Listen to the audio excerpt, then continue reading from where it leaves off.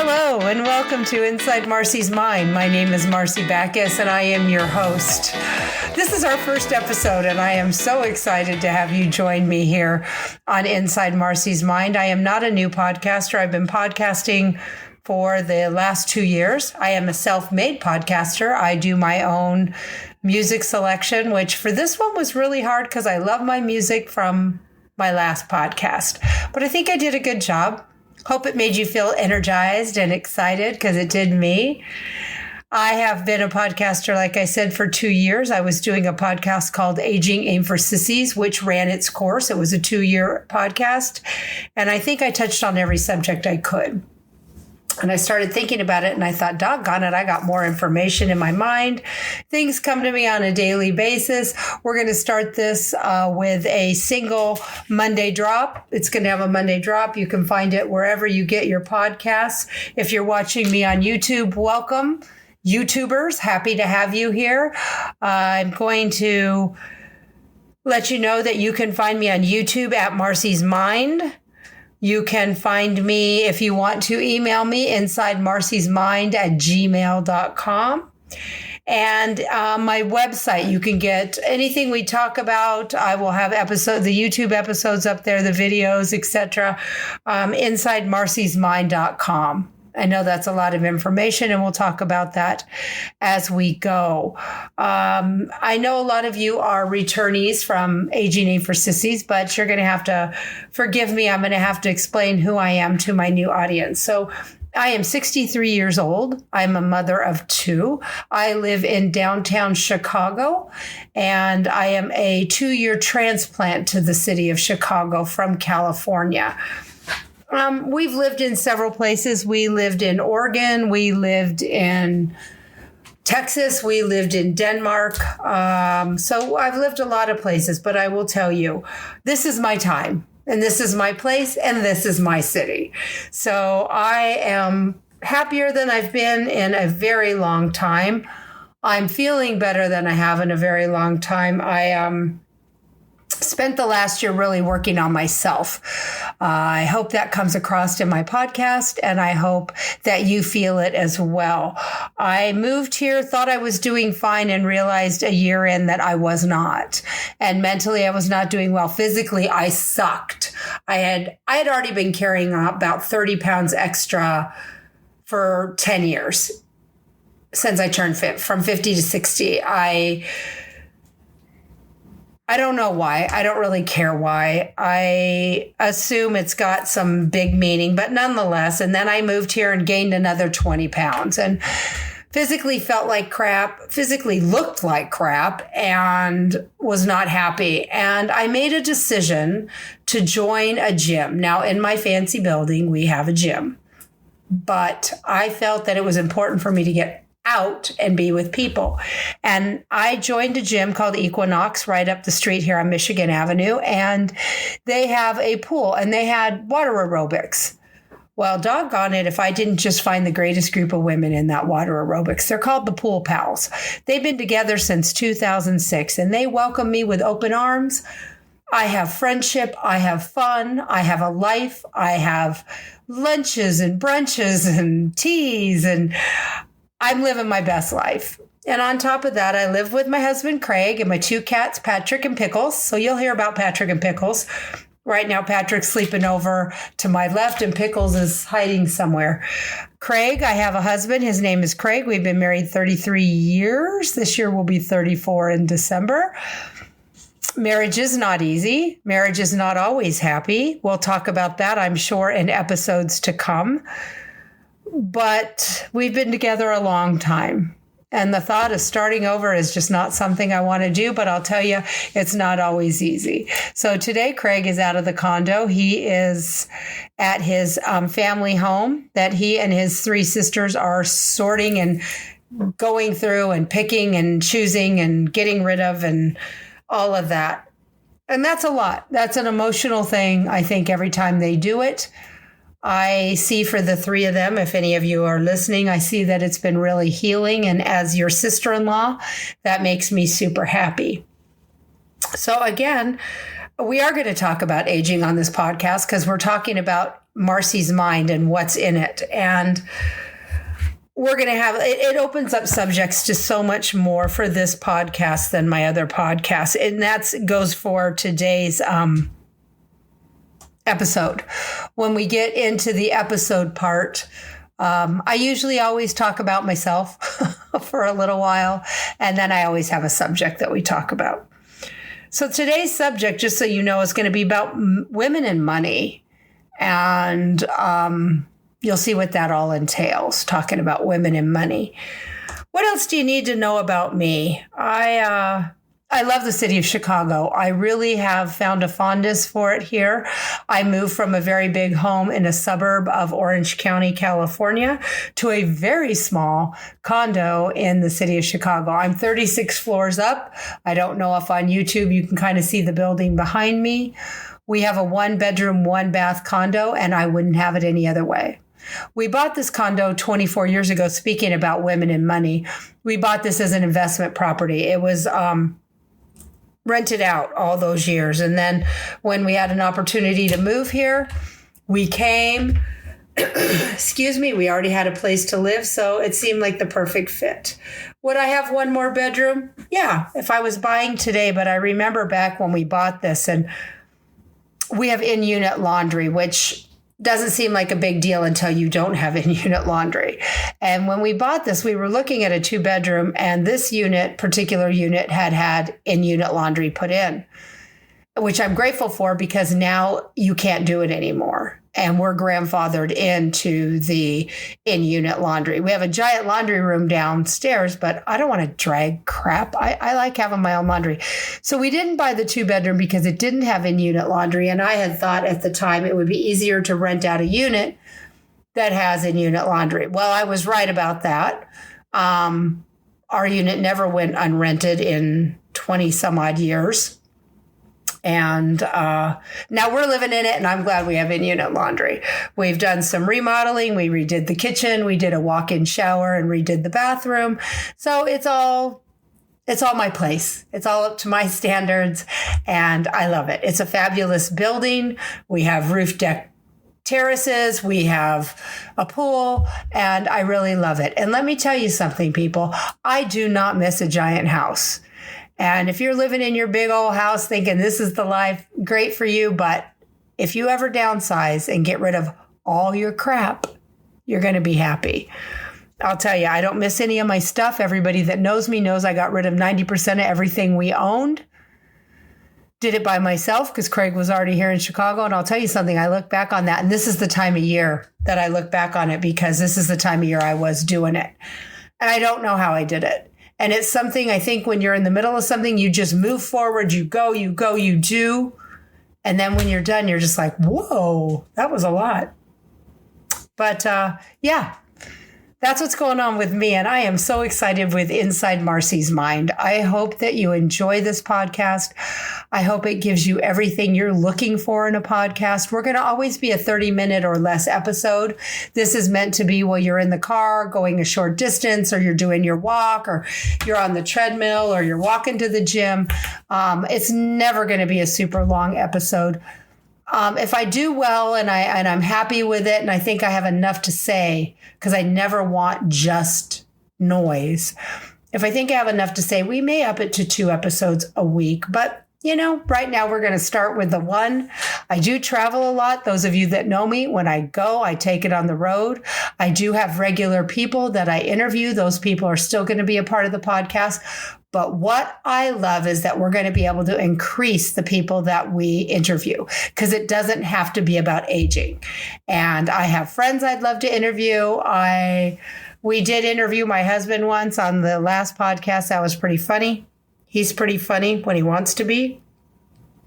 Just his answer to questions is funny, if you know Craig. So, all right. Well, enough about me. I think you have the lay of the land. You know who I am. I'm 63 years old, 63 years young. I would have told you a year ago that I felt 85. I'll tell you now I feel 40.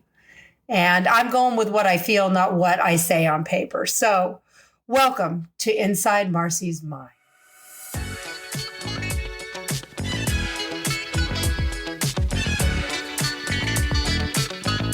All right, well, what's inside Marcy's mind? What's inside Marcy's mind is something came across a little while ago to me, and it was about women in credit. And I had no idea. Now, I graduated from high school in 1978, and I went to work for Sears Credit Central. Oh, gosh, what year was that? Oh, probably 79. 1979. And what Sears Credit Central was a little building. Now, back in the day, you filled out a little paper application and you sent it into whatever store you wanted your credit card. Believe it or not, we kept those applications. And let me take a little sip here. And we kept them on file. And I worked in a place where, I don't know if you remember when you were in a store, if you either didn't make a payment or you hit your limit, they would make a phone call. Well, I would pick up that phone call and they'd say, hi, I have Susie Davis here. And she's trying to buy a refrigerator, but her credit limit isn't high enough. And I'd run over, find Susie Davis's application. I'd take it to my supervisor, who was Cindy, by the way, and she is still a friend of mine. And she would say, okay, find out if they're still working, if they've gotten a raise, so on. And I'd go get that information. And then I'd run back to Cindy, and Cindy said, okay, I think we can cover it. And we'd raise the credit limit. Well, while I was doing that in 1979, I did not realize that women only had the right for 5 years at that time to have their own credit card. Now think about that. That was a mere 50 years ago, ladies and gentlemen that are listening. 50 years ago, women couldn't have credit cards. We couldn't have bank accounts. And if we did, we had to be co-signed by a man. Now just think back. What did that do to women? It forced women into marriage just to have a financial security. Even if they had jobs that were high enough paying, which, in that time was rare, they couldn't have a credit card. They couldn't have a bank account. They couldn't do anything financially without the signature of a man. Their credit cards are an inescapable part of our life right now, but it wasn't that long ago. Think about it, that women didn't have a right to open their own credit cards. So what happened? Well, there was an act, and I believe it was Gerald Ford at the time, signed finally a bill that allowed women to have credit. So I want you to think about it. Getting credit is a big part of financial freedom. It was 50 years ago. Half the population didn't have it. The word credit is based on the idea of trust. So think about credit. They're trusting you to pay it. When a bank issues you a credit card, it is expressing trust that you are a responsible adult who will pay your bills. Not giving women credit cards was a way of treating women like children and keeping women under men's control. I totally believe that. It was a white man's world back in the day. And to an extent, it still is. Getting to control your own credit cards and spending decisions is not just about personal finance. It's about a fundamental right to privacy, autonomy, and human dignity.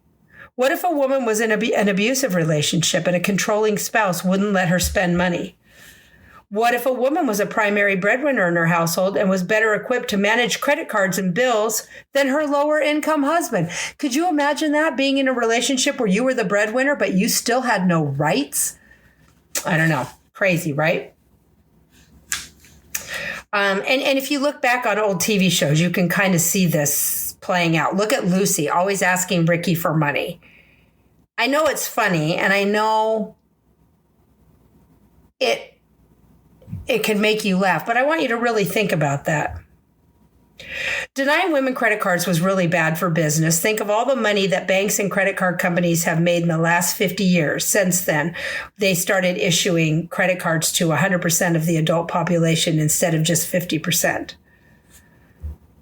Financial inclusion is the right thing to do. It is good for financial institutions. It's good for the global economy. It's good for everyone.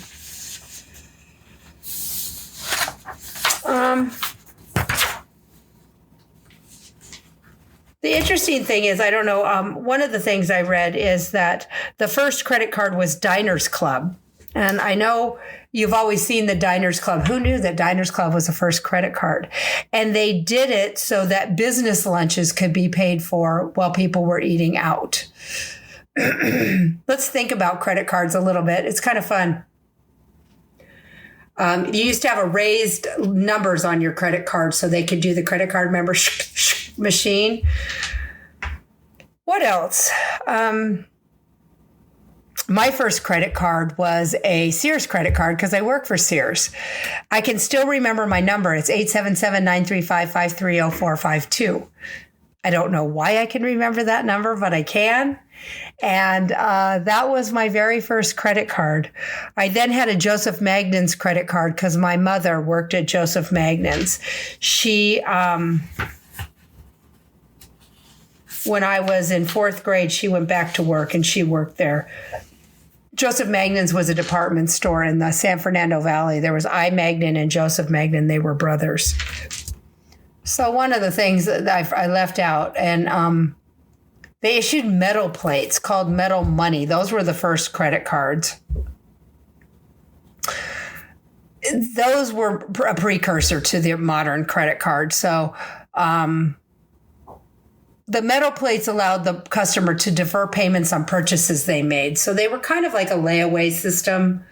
It would be for a particular purchase. It was called a charge it card. Their charger plate. And if you heard that, that's because of those metal plates back in the day. So then there was the dawn of the modern credit card, and that happened in 1949. So it was a long time before women were allowed a credit card, if you think about that. Diners Club credit card, again, was one of the first. Then it was followed by American Express, Bank America. There was MasterCard and Bank AmeriCard, and then several others. So the credit card as we know it today has high interest rates. They are a trap. So I guess women should be grateful we were led into the trap of credit. I think credit cards have a place, but they are overused. And in America, we use them way too much. There's been many times that we've had our credit cards charged way too high, and you're paying a very high interest. If you use them smart, which is how we do now, you use them during the month, you earn rewards and points and things like that, and then pay them off. They're a much better tool than if you're using them to carry credit. But back to women and credit cards. I can't believe that it was just a simple 50 years ago that women were denied credit. They had to have men sign for them. If you're young and you're listening, I want you to understand that just 50 years ago, women had no financial freedom, no financial rights. Look at where you are now. You have checking accounts, savings accounts. You can invest in the stock market. All of those things that were denied to women a mere 50 years ago. So what I want women to understand is your financial freedom is new, and I want you to use it.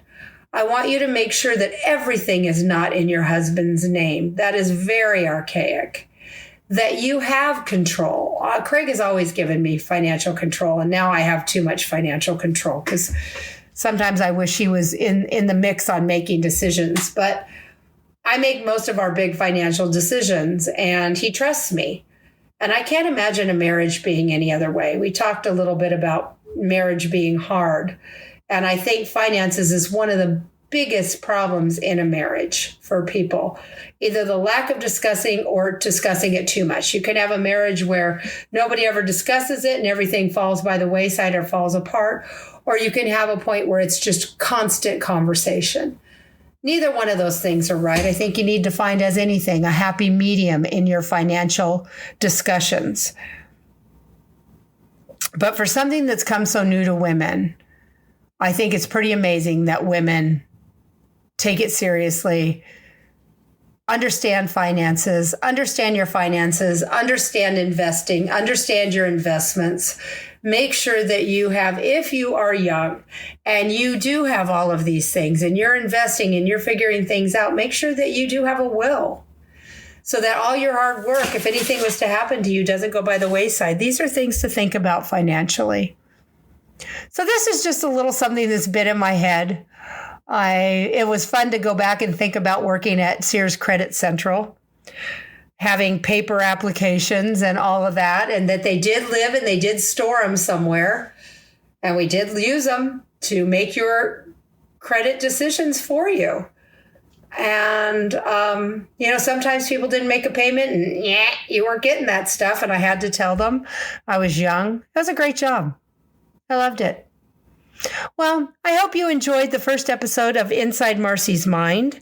Again, where can you find me? You're going to be able to find these podcasts anywhere you find your podcasts. You're going to be able to find it at InsideMarcy'sMind.com. You can share it with your friends there. You can find me at YouTube. Hey, YouTube. You can find me at YouTube at Marcy's Mind. That's our YouTube channel. So you can find the episodes. You can watch from there. You can listen from there. You have to put up with a little my falderall that happens during this, but it's a great way if you want to watch. You can email me at insidemarcysmind@gmail.com. Please email me what you want to hear, what you want me to cover, what you're thinking about, what's on your mind. I know we've got a hot political climate right now. I have feelings, just like most of you have feelings. I'm never going to shove my opinion down your throat, but we may explore things from time to time that are political. I'm willing to talk about anything. If you have information and you want to be interviewed and I find that it's valid, I would be happy to interview you with your information. We can talk about books. We can talk about life. We can talk about just about anything that's inside Marcy's head.